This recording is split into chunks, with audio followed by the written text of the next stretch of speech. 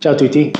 Today we're here north of Rome with my friend Joe. Yes. Ciao. At Joe's house. And as I mentioned in my first video, cacio e pepe is one of the dishes that Rome is known for. So today I'm going to make cacio e pepe with Joe.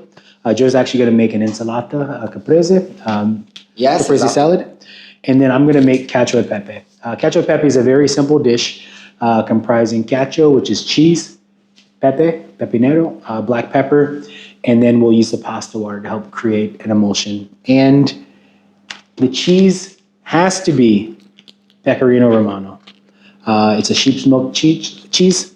Some places will make it with a combination of Pecorino and then Parmigiano Reggiano, but the traditional recipe is with Pecorino Romano.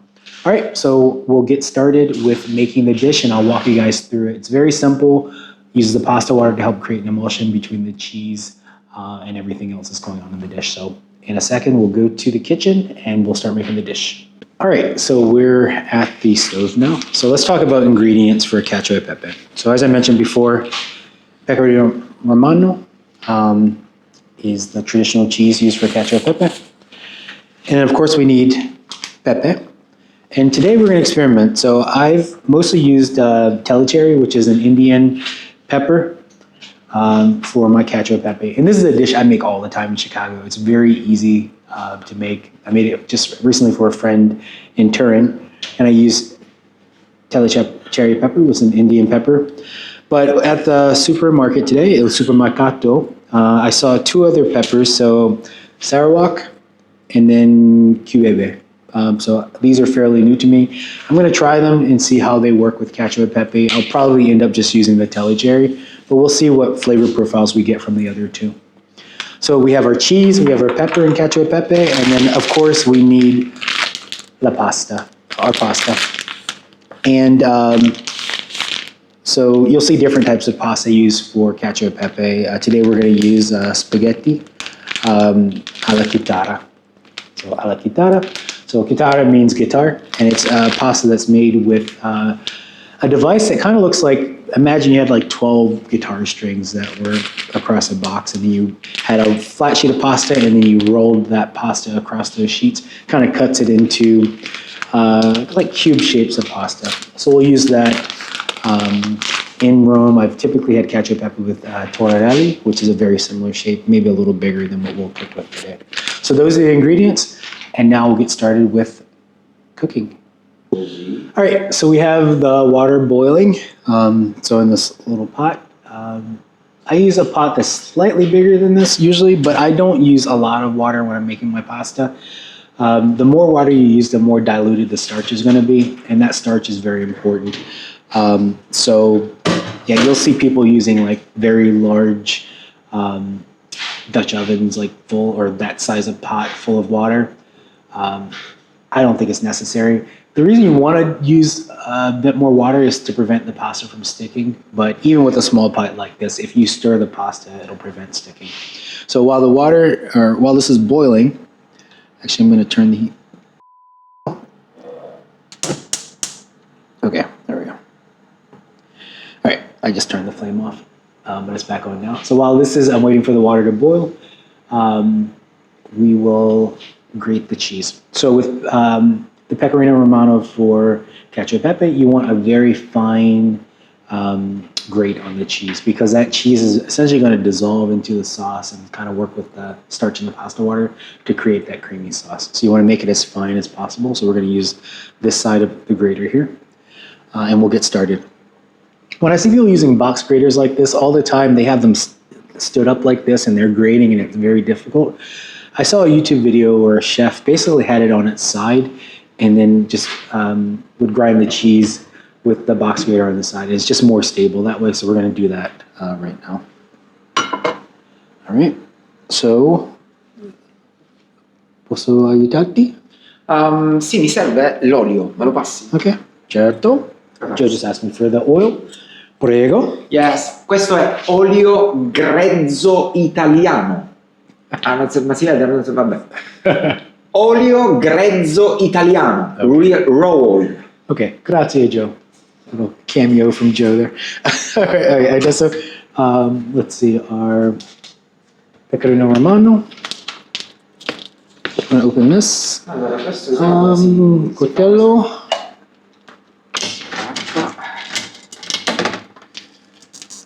All right, so coltello means knife in Italiano. So we're gonna use the coltello to open the package.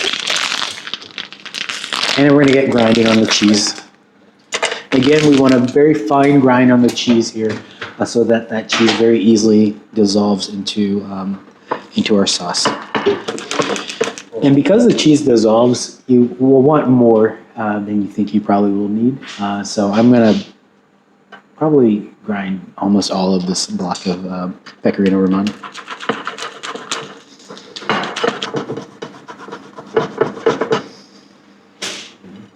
All right, so I think that's probably enough for the two of us. Let's see, I might grind a little more, but for now, this is what we have. All right, our water, I'm starting to see a few bubbles there, so we're getting close to boiling there. Another thing with pasta too, when making pasta, is I see people, and I made this mistake too, when I started making a lot of pasta, or when I started making pasta pretty early on. So you boil the water, and then you keep it boiling the whole time, and it would boil over and just make a mess. One thing I learned recently is that with pasta, as long as the water, I think, is above 190 degrees or 195 or 200 degrees, something around there, basically below the boiling point, it's enough to hydrate the pasta. And that's really all you're doing. So with fresh pasta, it's already hydrated. With dried pasta, obviously it's dried. You need to get water back into that pasta. So your job is really to just rehydrate the pasta, and you don't need to boil the water in order to hydrate the pasta. A benefit of boiling is that it keeps things moving so that it prevents sticking of the pasta, but as long as you're paying attention and you're stirring, you can keep the water below the boiling point and you won't have boil over. So that's something pretty important to know. With spaghetti, it gets kind of tricky because the strands of spaghetti are all together. It's very easy for it to stick, but again, I use that process too, where I'll get the water boiling, I'll reduce the temperature to a simmer or to below a simmer, and then I'll just constantly stir. Not even constantly, quite honestly.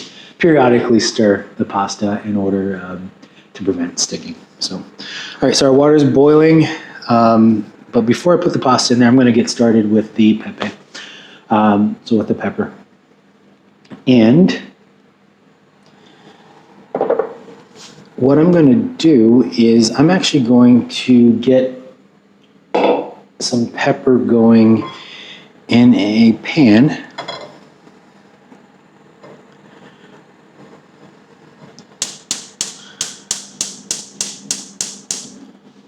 Joe, well, aiutarmi. I just, in Italian, I asked Joe if he could help me.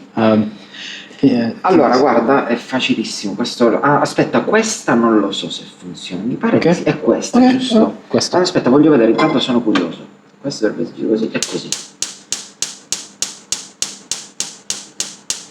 No, mi sa che forse questa non funziona, ma questa sì. Va bene, ok, questo.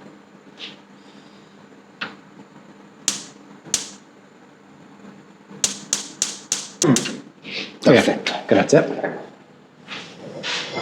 All right, so I just said grazie. And so in the previous video, I mentioned the pronunciation. So you hear a lot of Americans saying grazie because it's spelled with an IE at the end, but the E is actually pronounced like an A. So grazie. And Joe's response was prego. And prego is not the pasta sauce that we eat in the United States, the terrible pasta sauce. Prego means you're welcome, but it means so many more things. It means you're welcome. It means after you.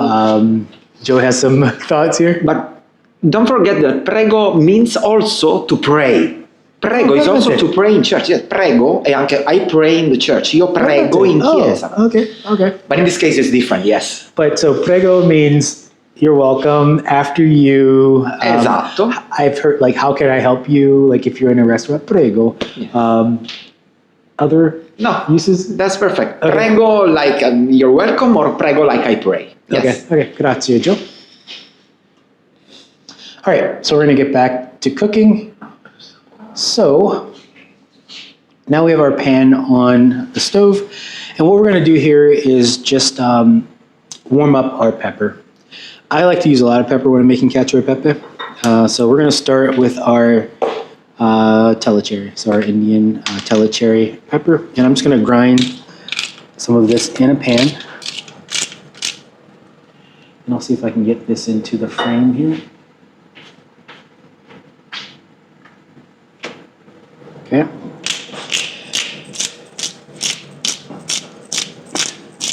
So I'm going to grind quite a bit of that pepper. It's a very peppery, for me, a very peppery dish.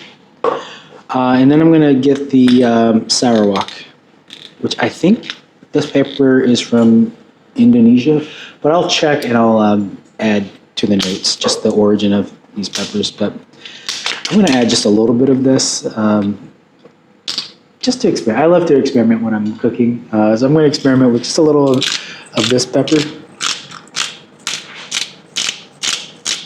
And actually, I'm going to just take a little bit of.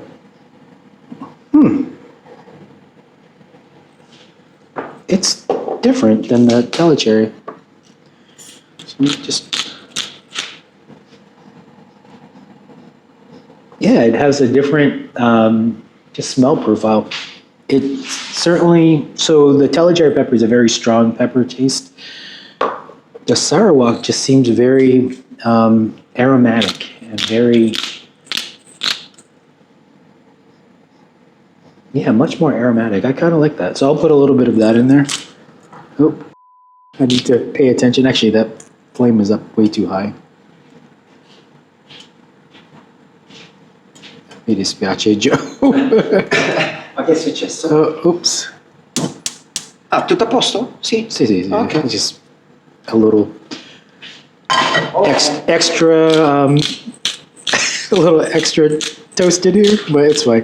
All right, so I'm going to put a little bit of the Sarawak, more of the telecherry. Hopefully that's not too burned. And then the Pepe cubete. Let's see what we're going to do with that. So we don't have a grinder for this. It's actually pretty cool. Look at that, the little stems on there. Actually, I'm going to try it.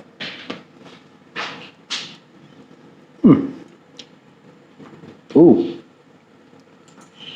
That is bitter. Non mi piace. So that's an Italian I don't like that. Okay. So the cubete, we will not be, ugh. Com'è? It's terrible. It's terrible. I don't know what he's trying, but he's a great creative man. So I don't know what. Ha provato. So you try just to put it on your mouth, yes. I would not recommend it. No. Okay. But if you want to try it. But I would like to recommend something to do when you are in the kitchen. Is just making something that is very typical for every Italian person. Is to try something else, like mozzarella. We can try mozzarella, yes? Sì. Should be better. We try this. Chin. Chin, yes. Oh my God, thank you, because this was terrible. This is way better, yes. Yeah. So, not recommend. I don't know what you'd use this for. I'll have to look to see the use for the cubebe, but we'll not use it in our catching. Jeez, I'm glad I tried that before. That's terrible. All right, so we have our water boiling. We have our pepper. And I'm going to go ahead and just toast this a little more. And then we'll grind some more fresh pepper. We'll use the telecherry when we actually have our pasta cooking. So let's go ahead and add our pasta. Okay, let me pasta. Or la nostra pasta. Our pasta.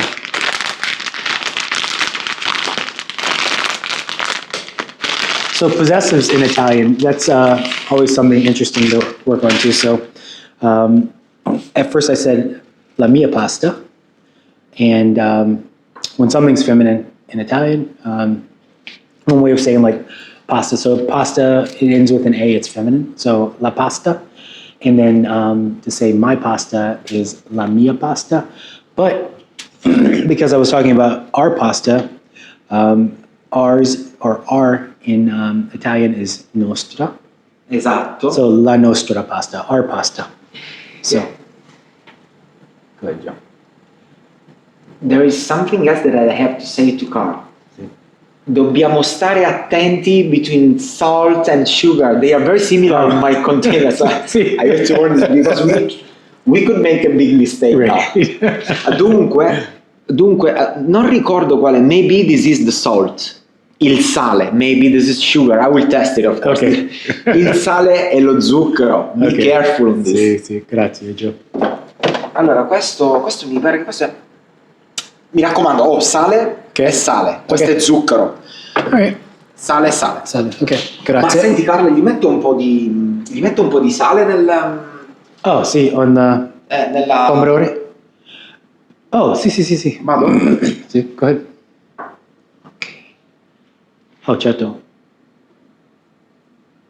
Perfetto. Yeah. All right. I'm sorry, that pepper, I'm still like... I'm dying here. Okay, so we have our water boiling and... E questo per quante persone? Due. No! Di più? Questo per 2. No, you're Di kidding più? me. Ma certo! This is only for me. Okay. Ma veramente. All right. All right. So Joe was asking about the quantity, and I said, "I was gonna make."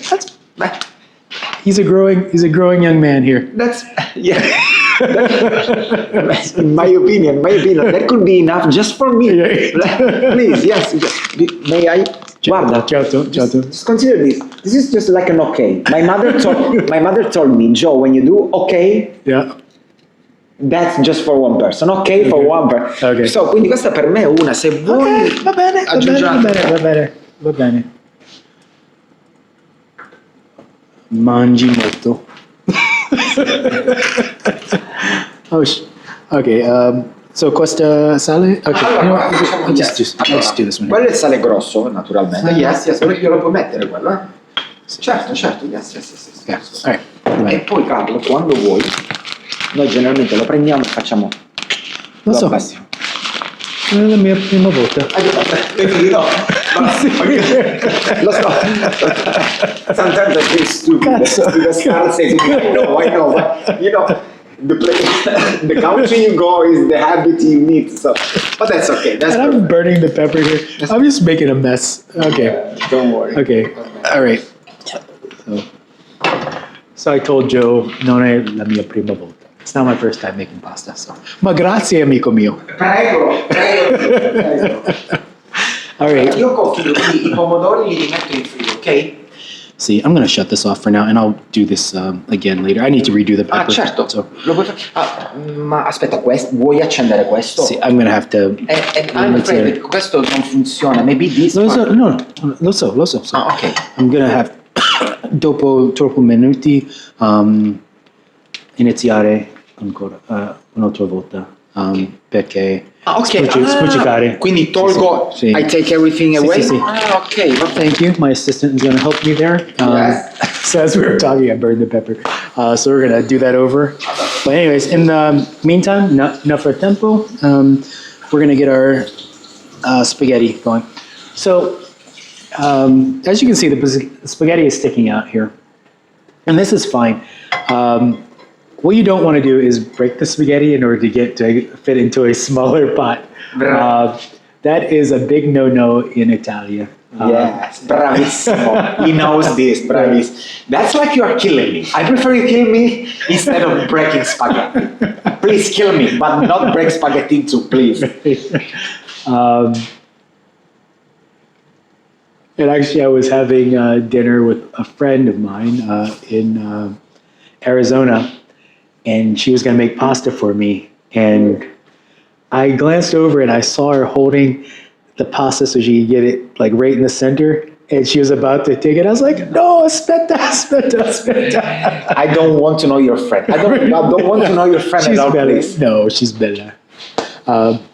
Okay, but yeah, no need to break the spaghetti. And the reason you don't want to break it too is because you're going to twirl the spaghetti and get it on your fork. If the strands are too small, you can't really get a good twirl. But if you just give it a minute or two, the spaghetti Again, it's going to hydrate, and then it'll all fit into the pot there. And we're going to stir just to make sure our spaghetti is not going to stick together.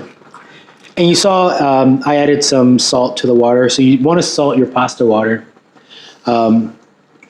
Because pasta does not have salt in it, at least dried pasta. If you're making your own fresh pasta, you could add some salt to it probably. But dried pasta does not have any salt. And how you're getting that flavor and the salt into the pasta is as you're cooking it in the water. So as you're hydrating that pasta, remember we're getting water into that pasta to hydrate it. Some of that salt will go into the pasta and give it some flavor.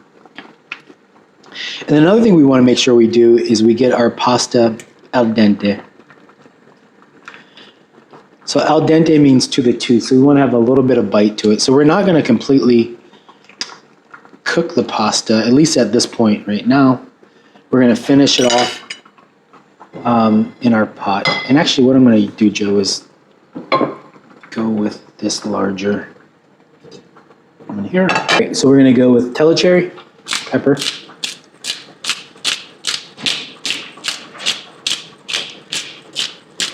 I'm just going to keep an eye on the pasta as it's cooking. We're going to make the telecherry, or grind some telecherry.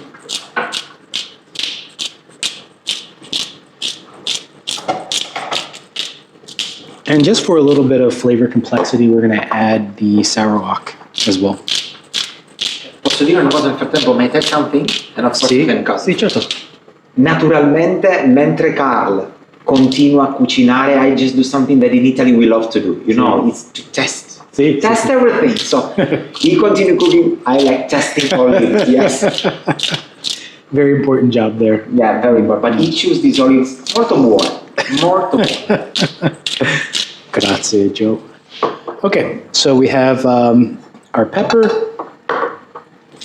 Again, mostly telecherry, some sourdough. It seems to give a little bit more a floral scent, aroma to it. All right, and then I'm going to go ahead and warm up our pepper just a little bit. And this time I'm not going to burn it. So again, not a lot of pepper. For me, it's not a lot of pepper. It's probably, for most people, it's probably a lot. We'll warm that up. I'm going to keep an eye on the spaghetti alla chitarra. And just to make sure it's not clumping together. And I'll agitate it a little, just if it is sticking, just to help it break apart. I think we're good. I'm just going to look at the strands. Yeah, some of them are actually starting to stick together, but we'll figure that out.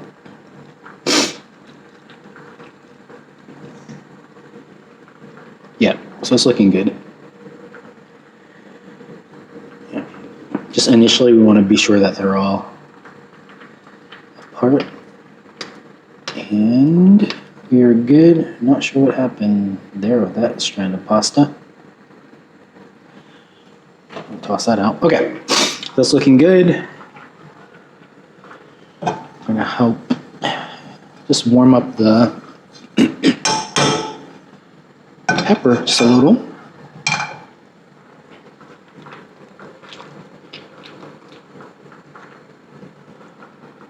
All right.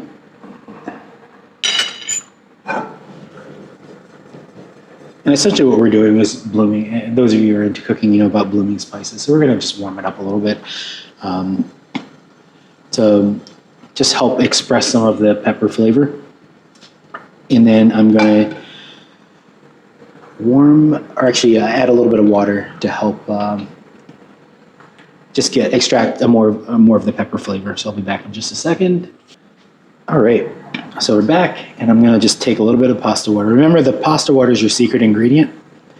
And I'm going to take some of that pasta water and bring it over to our pepper. And I'm going to warm that up a little bit. And the great thing about pasta water is as you start concentrating that water, as you boil off more of the water, you're left with more of the protein or the starch. And that starch is actually going to help us create that thicker emulsified sauce there. So I'm going to go ahead and just boil down that water.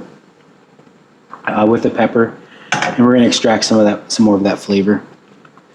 And then I'm going to just keep stirring our pasta to make sure we're not sticking. Again, I'd probably recommend a slightly bigger pot than this, just to help prevent sticking, but it's fine. But again, I don't use a very large pot when I'm making pasta. The smaller the pot, the more starch you extract from the pasta. Or the more concentrated it's going to be initially. Same amount of starch, probably. All right. Joe, tutto a posto? Sembra tutto perfetto. Okay. All right. Okay, so we're gonna just keep an eye on our pasta. Yeah, we're good. We have some strands sticking together, so again, probably would use a bigger pot moving forward, but not the end of the world. And we probably need a few more minutes on the pasta, so we want it al dente, but we don't want it just super crunchy. So let's see. Yeah. A few more minutes.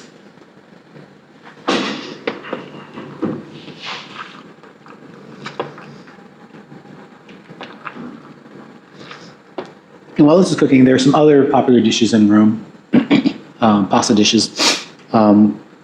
So probably I guess the most famous would probably be pasta carbonara.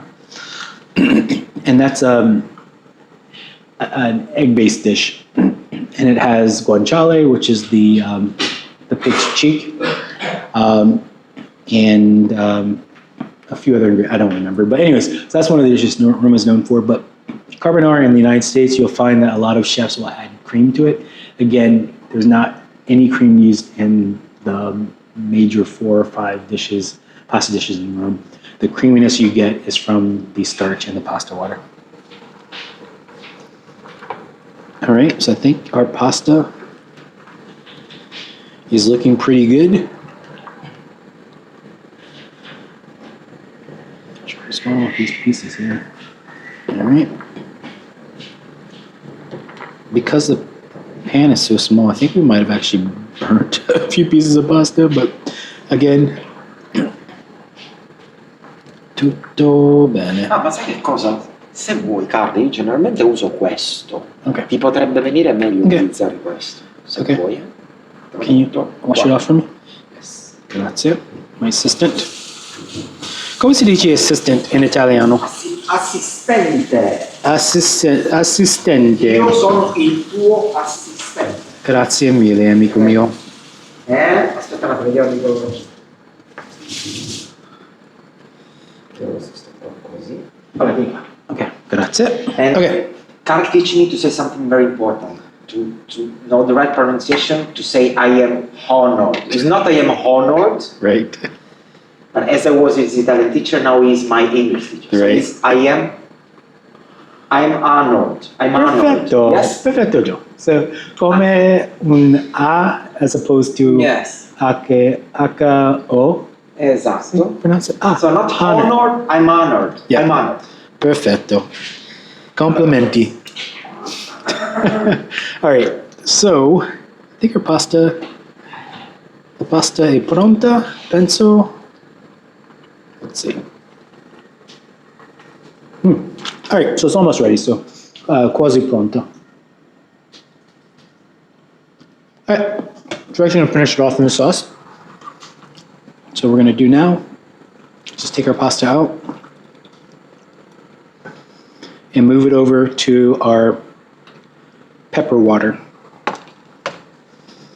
And you can see that's a little runny, and what we're gonna do is we're actually gonna evaporate that water, leaving behind the pepper and our pasta, of course, and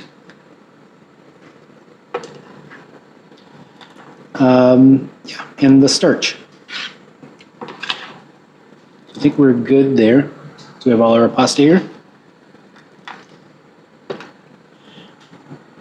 I'm going to cook this a little bit longer, add a little bit more pasta water. Again, it's our secret ingredient, our gold of the kitchen, if you will. And I'm going to go ahead and just start continuing to cook down the pasta and try to get that water concentrated, but also mixing in our pepper throughout the pasta. I tasted the pasta. The salt level is pretty good, so it's actually pretty tasty. And we're gonna go ahead and just again boil down that water so we can get the concentrated starch. And that starch is gonna help with the emulsification once we add the cacio, the cheese.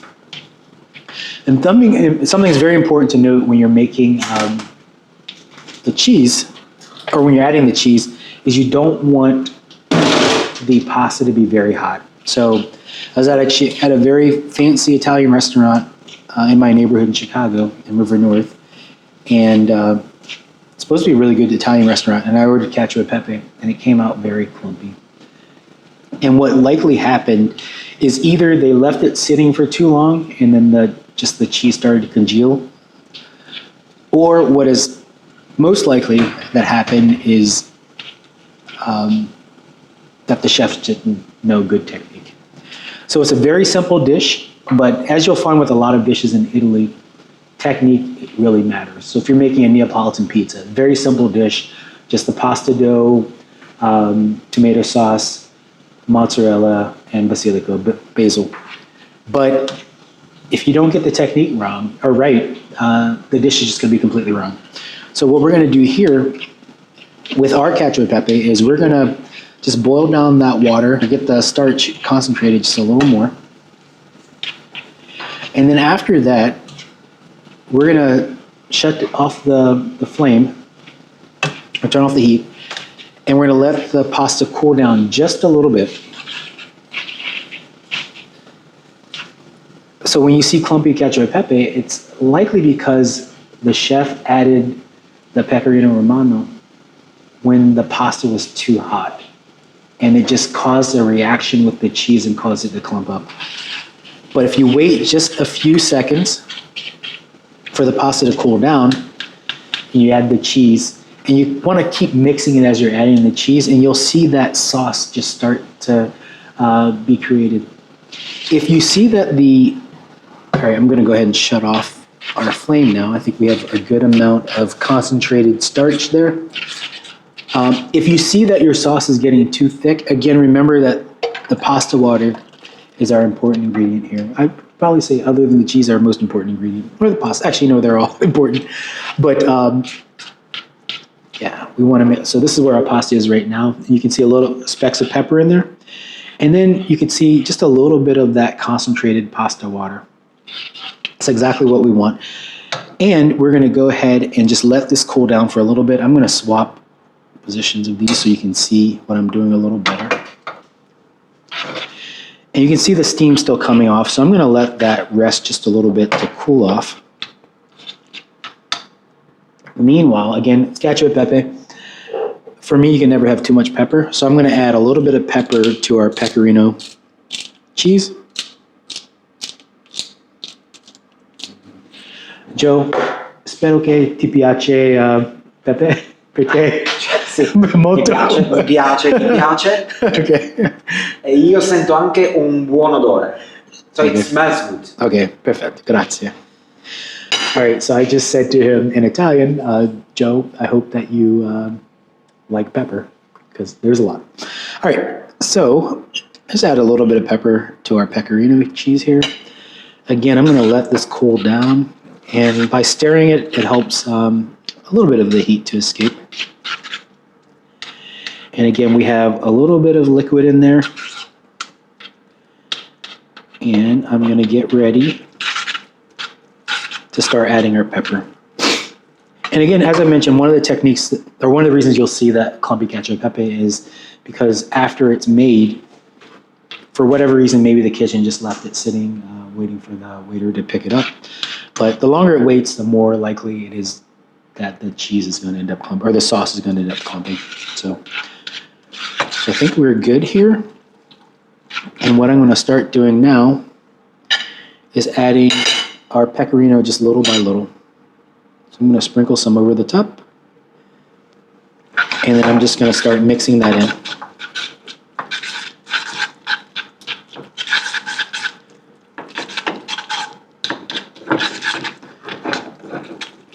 All right, so it's looking good. And I can see a little bit of that sauce starting to form. All right, we have a very small pan here, so we have some pieces of pasta that are jumping out, but we're good. All right, I'm gonna add a little more cheese, Cacio. And again, I did a fine grind on this just to help that cheese kind of melt into our sauce.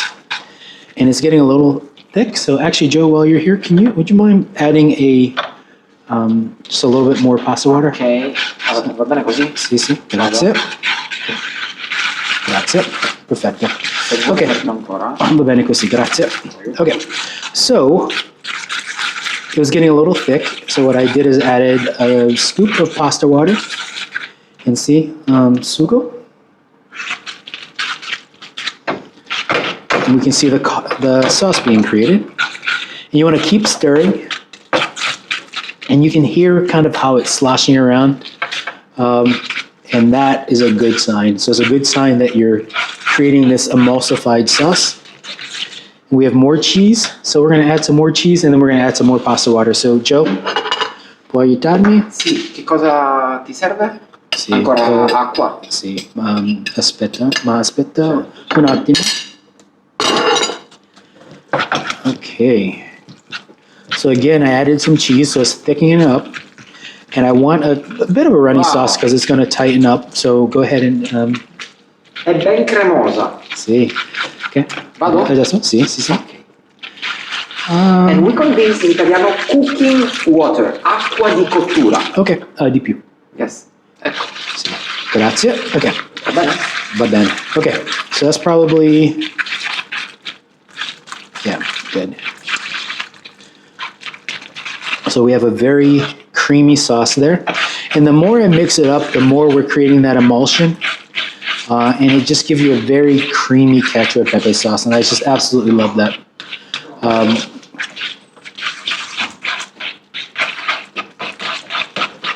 All right, so that is our cacio e pepe. I'm gonna stir a little more just to help with the emulsion. And then I'm gonna taste it and then add a little more pepe. Again, per me, secondo me, non è possibile di avere troppo pepe. I think I said that right, but in my opinion, it's not possible to have too much pepe in your cacio e pepe. So again, you can see that we have just this creamy cacio e pepe sauce with our pasta, and I'm gonna try it. And let's see.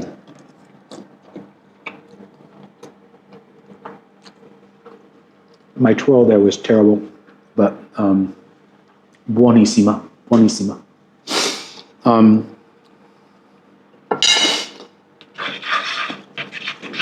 If anything, it's probably a little salty, so maybe I put a little too much water, or salt in our cooking water.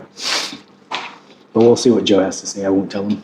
All right, so I'll add a little more pepper and amico mio. Joe? Oh, mi dispiace. Okay. Yes. Carlo Trezzi. Sai cos'è il Carlo Trezzi, Carlo? Carlo Trezzi, solo un attimo. Allora, domani. Sì. Va bene. Okay, add a little more pepper.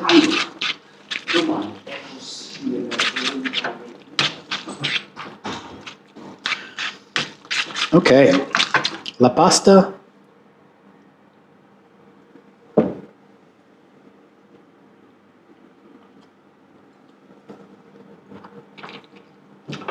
La pasta è pronta. Buonissima. All right. So again, we don't want to let this sit around too long. Otherwise the pasta will clump, or the sauce, cacio e pepe will clump. So now grab our plates, and I'm going to plate up the dish.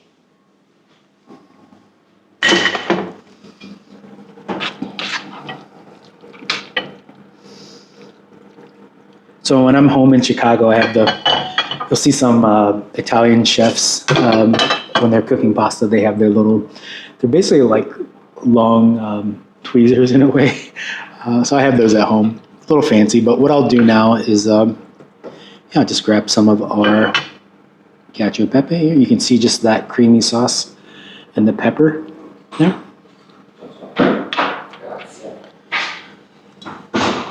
Just very cremosa, creamy. Grab our second plate.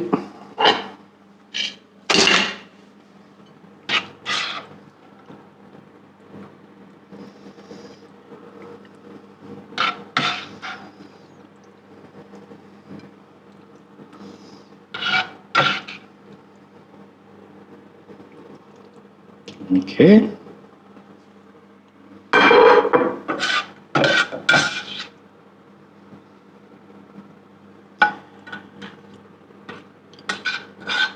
So the pasta is well covered in the sauce, but you can see there we have just a little bit of that creamy sauce.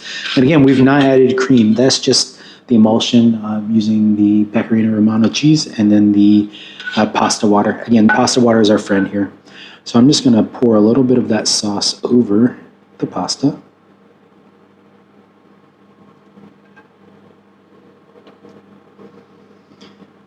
All right, so there's that. And then on there. And because presentation is very important, I'm going to go ahead and grab a paper towel or tovagliolo and clean up our plate for presentation. And poi, for presentation anche, I'm going to just add a little bit of black pepper to our plate and a little bit on top.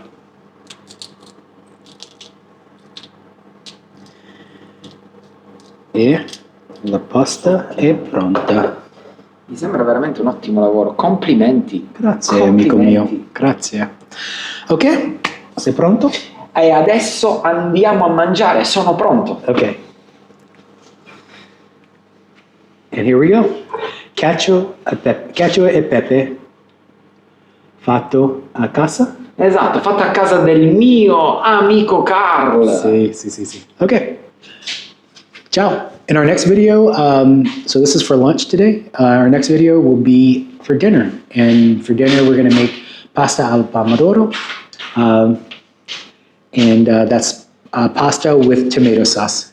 But there is a little problem. This is a few pasta, this is more pasta. More pasta is for me, few is for him, okay? All right. Ciao. And we'll see you in the next video.